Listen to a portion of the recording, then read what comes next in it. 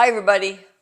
Thanks for pulling up a chair. Here's another real life experience with me and one of my colleagues that I was practicing doing a reading for. And it was fascinating because we give each other about 10 or 15 minutes.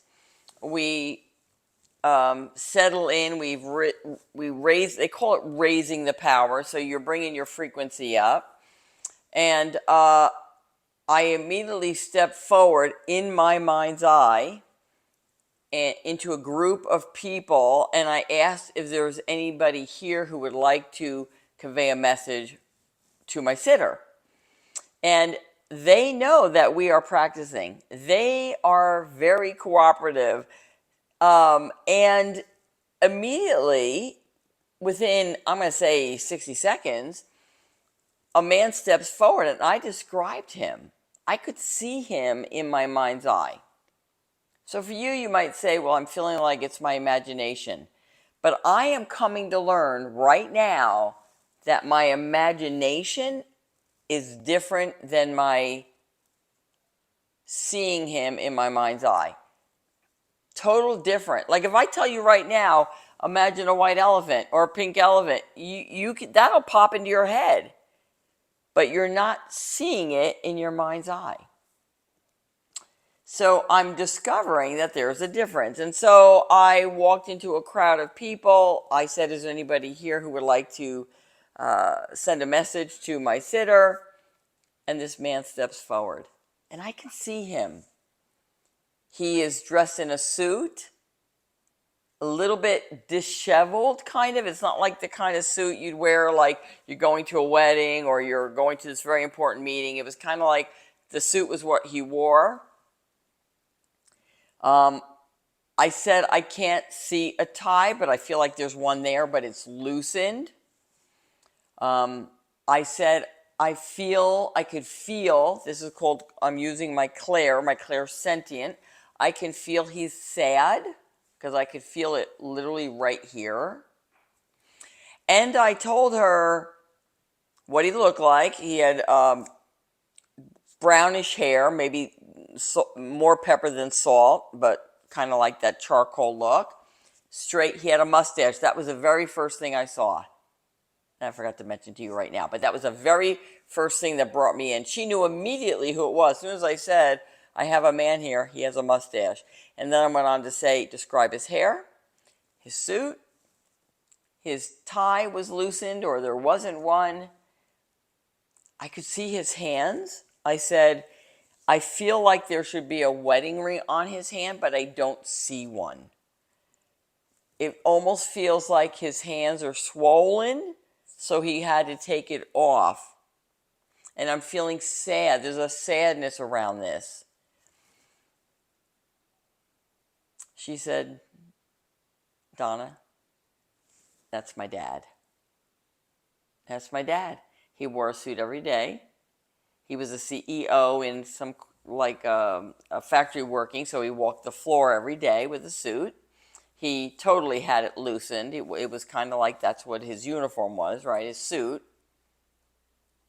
And he was separated at the time of his passing, so he didn't have his wedding band on, and he was sad about that. He also suffered from depression. Wow. Like, I don't even know what to say about that. So, because it's real. And I allow myself literally like probably a 50th of a second to wonder if I have a real person in front of me. But once I start talking, he starts coming to life again.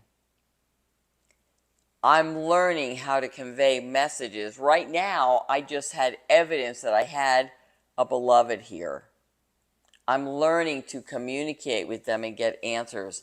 I've not gotten there yet, but we are assured that we will get there. I don't know that I'll ever stop being in awe over this. I hear Suzanne Giesemann say, like, she never gets it's always magic. Like it's magical that we're able to commute with our beloveds across the veil. That we're able now. Right now, I'm just learning how to see them, feel them, sense them, and get a knowing that drops in. And we can feel. When I say clairsentient, I'm not just feeling like someone touch me. I'm feeling an emotion. I'm feeling if there was a sickness, I'm feeling sometimes the sickness. I have more than once felt nauseous that felt like it with somebody else, that it came from the effects of chemotherapy. The good news is, and the great news is that we are just in the beginning stages of making the contact. And I know this is just the preliminary beginning to help our sitter understand that we have their beloved here. And as we move forward, my goodness, these people are in Christ conscious. They're living in bliss, in love, in pure love. Pure love. So the sadness that I feel is a conveying of information that took place while they were here on earth. Isn't that amazing?